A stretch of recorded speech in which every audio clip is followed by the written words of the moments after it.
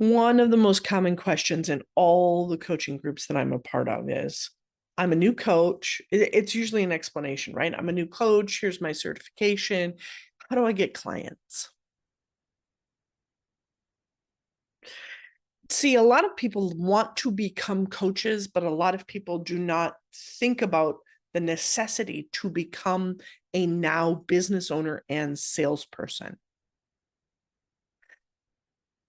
But you are. So, how do we get clients? Well, I think there's two things that need to be done, that two ways to answer that question. And I think that this episode is going to be a two-parter. So let me tell you what the two ways to answer that question are, because I think it's two different elements. There is, where do I look for potential clients? We can answer that question. And then over here, there is, how do I get those potential clients to be interested at all in what I have to say? What do I say to get new clients? See, both are necessary to understand as part of this process.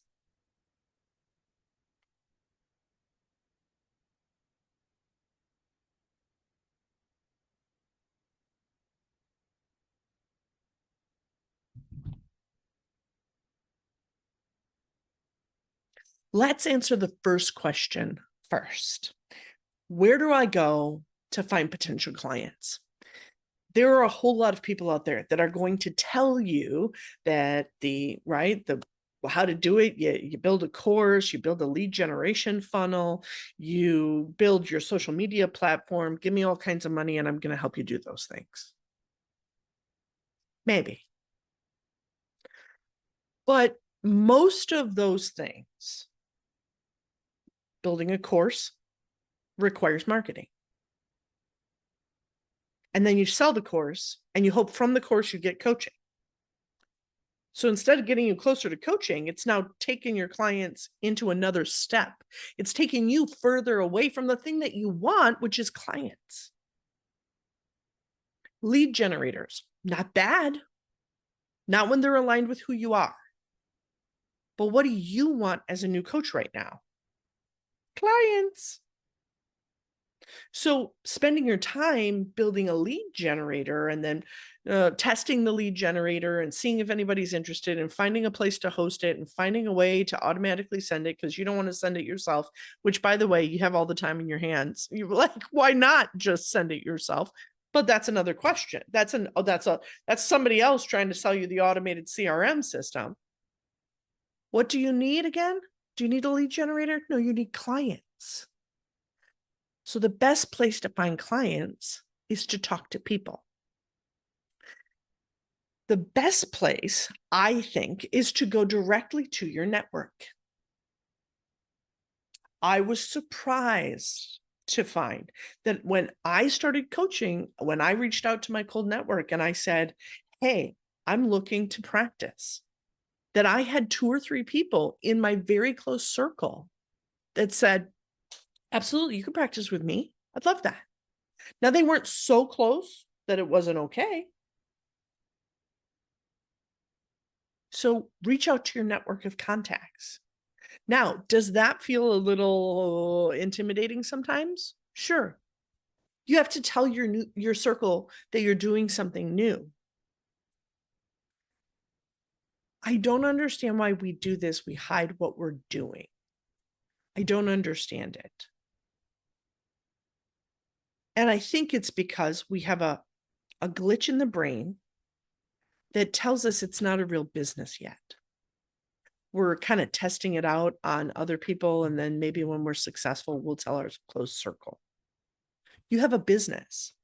If you cleaned homes, would you reach out to your circle and say, hey, I clean homes now. If you guys know anybody that needs their home cleaned or business cleaned, I sure would appreciate a referral.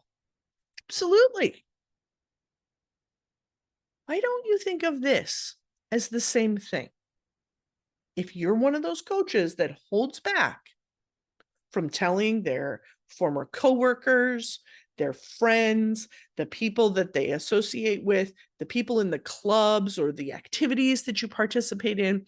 If you're not telling them, hey, I'm a coach now, I'm starting a new business, here's what I do, I sure would appreciate referrals. There might be something that you need to work out. And I think it probably has to do with you don't know what you uniquely do yet, which is this other part over here. How to explain and talk to somebody and attract somebody into your coaching by explaining what you do. But let's go back, right? Let's go back. Point number one, where do we find the people? Your close circle is the first place. Reach out with a phone call, with a text, with a personal email, not a big email blast, not a social media blast, because nobody really pays attention to those things anymore. Personal reach out. Next, where can you network? Where do your ideal clients hang out? A lot of my ideal clients are everywhere because I can work with anybody. I'm a coach. No, friend, you are wrong. They are not anywhere. You are a coach for a very specific type of person because of your endotype formula and the gifts and skills that you have, and because of your life story and experience and the life that you've lived. That combines to make a beautiful connection for who you're ideally suited to working with. If you don't know that, then of course you don't know where to go. Do you go to the golf club? Do you go to the mommy and me group? There's going to be really different people at those two places. But you have to know what you uniquely do before you can really understand where to find your ideal clients. See, that's why we go back over here to the number 2 side and why it's so connected. Networking is a huge next step. And then while networking, it is important to have that great introduction that also includes an offer, a stepping into some work with me or a client program. Again, back over to number 2. Now, some things that I think might be a giant waste of your time if you're struggling to get clients right now are going on social media and posting all about your coaching all the time. Unless you already have a huge social media following, like you've been social media savvy and an influencer and you've sold other things through social media, there's a pretty big learning curve. If you're just regular Sally who's not ever used social media to sell stuff, there can be a learning curve there. So it's not the most direct path to clients. Starting a newsletter, that feels delightful because it's busy work and it distracts you from having to have the awkward conversations at networking events. No, friend, you need to go talk to people. Thank you very much. This is a work of bravery. You are asking your clients to embark on a brave coaching journey. And in order for you to be able to make that invitation, you too need to embrace your bravery. Now, for those of you who are like, Laura, I know who I work with and I know what I do and I've done the networking and I'm looking for the next step. The next step I've seen work so well is collaboration. So I know a coach who works with clients who are in their 40s, menopausal. She's helping them learn how to advocate for themselves as they approach menopause, and they're working with their doctors and find great doctors. And she's accumulating lists of doctors that take menopause seriously. She's helping them reset that mindset for the second part of their life. She's really good at what she does. She's been on the podcast. Look up Erin's episode. Blanking on her last name right now, but we'll drop it into the show notes. Erin recently started doing some collaborations with some amazing like medi spas and more traditional, but higher end, maybe pay out of pocket medical experiences because her clients are there.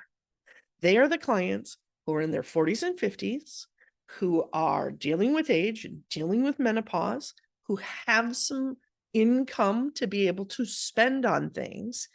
And Erin has been directly marketing to them as, I would like to form a collaborative relationship. And one of the first things that she and I talked about was, what do you bring to the party? What do you bring to the party that makes them? She had a great answer. Great, as long as you know, because, right, a collaboration isn't, please give me clients. A collaboration is, here's what I do for you, here's what you can do for me. Like, I think we could together help these people better than either of us could do on our own. Awesome. So let's talk next time. For those of you who are like, okay, I kind of understand number one, and you know where you're at in number one.